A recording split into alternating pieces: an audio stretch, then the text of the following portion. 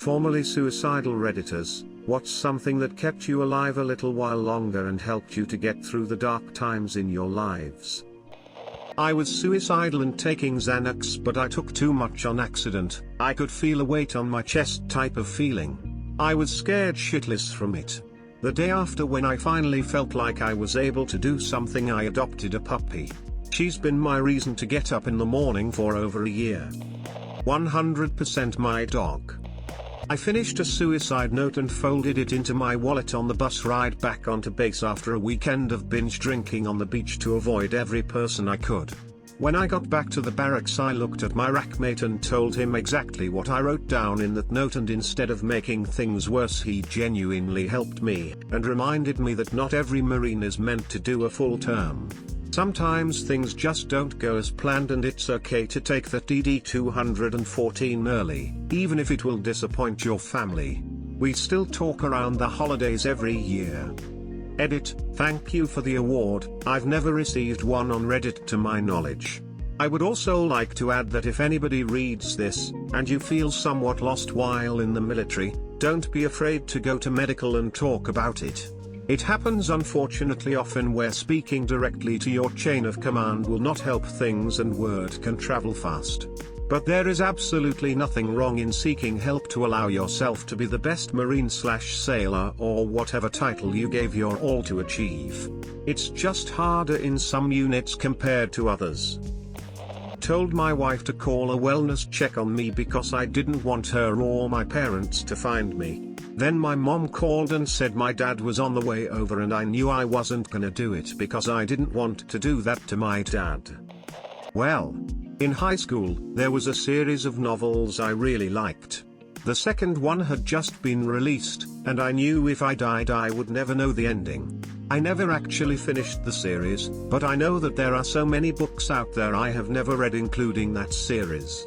As long as I'm alive, I can come back to it someday. Honestly, so many different things. I've been in that mindset plenty of times in my life, but I've always found something to keep me going. Sometimes it's something really motivational like family or friends, sometimes it's something stupid like wanting to know how a TV show will end. I just cling on to whatever keeps me going at the time, with the knowledge that there will be better days in the future that will help me get through the next time. The fact that my attempts failed. I eventually gave up. Marijuana and psychedelics. My dog. I was going through a lot and was very close my senior year of high school. My dad had died, my mom made me move in with her boyfriend, and I started drifting from my brother. I was terrified to speak to any of my friends about it, and God forbid my mom ever knew that the perfect one was on the verge of suicide. Several times I tried different attempts, somehow managed to prevent anyone finding out each time. We got a dog a little before the school year started and before everything went to shit for me. Even though I bought everything for her, my sister claimed the dog as hers. She then insisted on breeding the dog with our mom's boyfriend's dog. I was very against it, but my sister stated it was her dog, so her decision. After we moved in with him, the dog gave birth. One of the puppies apparently attached to me. My mom's boyfriend convinced her to let us keep him, and mid-depression we started letting the dog sleep in my room. I kept thinking about how my family will move on easily, my friends will get over it, but my dog whined when I was in the next room. What would he do if I suddenly wasn't there? The people in my life could at least understand that I was gone, but he would never understand. I am a lot better now. I still consider sometimes, and ironically, I've found writing letters to leave behind to those whom I love keep me from it. Writing letters help me realize exactly what I'm leaving behind. I always save my best friend's letter for last. If I manage to actually get through and write hers, then I actually do not have anything else to live for. I have never written her letter. I always stop halfway through. TLDR, my dog and writing suicide notes. That the people who brought me this lure would win. Fuck them, I'm not going to let them win. I called someone I barely knew a couple of days before I planned it to basically unload what I couldn't say to those closest to me. It sounds backwards, I know, but I wasn't really thinking straight back then. I don't think they understood the reason to the call because we shifted to talking about roommates and I had a good laugh for the first time in a while. I decided after we hung up that if a stranger could make me smile that I wanted to try to meet those who could make me happier and hopefully be that person for someone else. A year later and I can happily say I'm better and enjoying life. I found that the only real person though that can make me happy was myself. I just needed to give him a chance. That person that I originally called, I am still in contact with them but haven't told them how much they helped me that day yet, mostly out of being nervous lol. I hope to repay them though with never leaving their side because they came to mine without even realizing it and I am forever grateful. My advice to anyone making this far, my response lol is it doesn't cost you anything to listen and be nice. Someday you may help someone more than you will ever realize. Certain songs, my cats, and one friend with a hug to my soul. Playing piano to keep me in the moment. Still suicidal, but, my children. This should probably be tagged, serious. The guilt if I failed and everyone found out. Knowing that I would put my family through the same hell my father put us under. My dogs, both passed unfortunately, and knowing my sister would be the one to find me since she always was the first to come home. Found my father's pistol, but couldn't find the bullets. Knowing that my mum wouldn't have someone to walk her down the aisle when she married my now stepfather. My dad had died 3 years prior and I think it would have broken her completely. Music, couple of real friends and some Twitch streams. Biggest of, heart, to OG uplifting trance producers, specifically AVB, A&B and Andrew Rail, Sacramento Ether Mix made me stay one time, Lyric and maybe for some Barges, and Bars who is a friend with a heart as pure as his name. All that held me back was the feeling of guilt for how my family would feel. I couldn't do it to them. There's always tomorrow. I'm not ready to try meth and heroin yet, which means I'm not ready to end it all yet. There are people who depend on me. Life has been better, so why can't I make that happen again?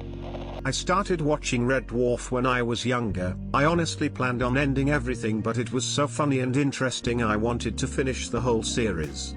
I honestly believe it saved my life and took my mind away from the dark thoughts even for just 1 hour a day. Deleted.